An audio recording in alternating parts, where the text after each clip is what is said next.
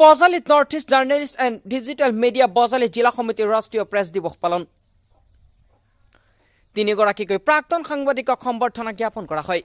প্ৰাক্তন সাংবাদিক তথা কেবিনেট মন্ত্ৰী ৰঞ্জিত কুমাৰ দাস, কৰুণামোহন শৰ্মা, ভাস্কৰ কলিতাক আজি জিলা সমিতিৰ পৰা সম্বৰ্ধনা জ্ঞাপন কৰা হয়। সম্বৰ্ধনা অনুষ্ঠানত north east journalist and digital media Bajali জিলা সমিতিৰ কেইবাগৰাকীও সাংবাদিকৰ উপস্থিতিত অনুষ্ঠিত হয় সম্বৰ্ধনা অনুষ্ঠান। সাংবাদিকসকলৰ বাবে আজিৰ এই পবিত্ৰ দিনটোত উজ্জীৱিত কৰি ৰখাৰ প্ৰয়াস north east journalist and digital মিডিয়াৰ। ডিজিটেল মিডিয়াই আজিৰ লগতে বিভিন্ন দিনত ৰাইজৰ সৈতে থাকি সমাজৰ বিভিন্ন বাবতৰি কৰি আহিছে।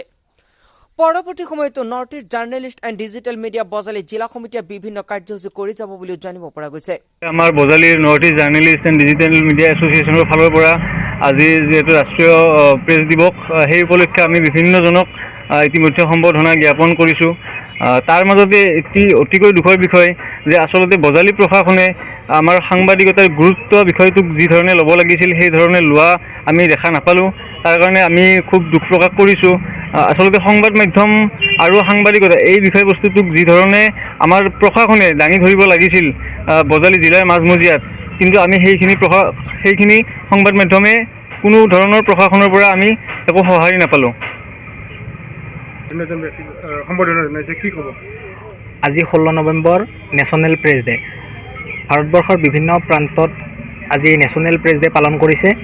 বিভিন্ন প্ৰান্তৰ সমান্তৰালভাৱে আমি আজি বজালীত north east journalist and digital মিডিয়াৰ তৰফৰ পৰাও এই নেশ্যনেল প্ৰেছ ডেৰ লগত সংগতি ৰাখি তিনিগৰাকী প্ৰাক্তন সাংবাদিকক আমি সম্বৰ্ধনা জনোৱা এক কাৰ্যসূচী হাতত লৈছিলোঁ।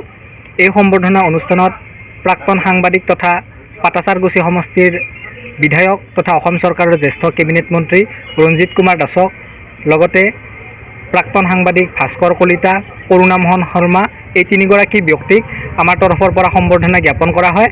আৰু এই সম্বৰ্ধনা জনোৱা অনুষ্ঠানটোত আমাৰ north east journalist and digital মিডিয়াৰ বজালী জিলাৰ সমিতিৰ যিসমূহ কাৰ্যকৰ্তা ক্ৰমে আছাম টক্সৰ সাংবাদিক বনজিৎ দাস, নিউজ নাওৰ ৰাহুল কলিতা, NB নিউজৰ পল্লৱ, DA নিউজ প্লাছৰ প্ৰাঞ্জল দাস আৰু লগতে আমাৰ অপূৰ্ব শৰ্মাকে আদি কৰি কেইবাগৰাকীও সদস্যই আচলতে আজিৰ এই প্ৰেছ ডেৰ যি সম্বৰ্ধনা কাৰ্যসূচী, এই কাৰ্যসূচীটোত আমি অংশগ্ৰহণ কৰিছোঁ।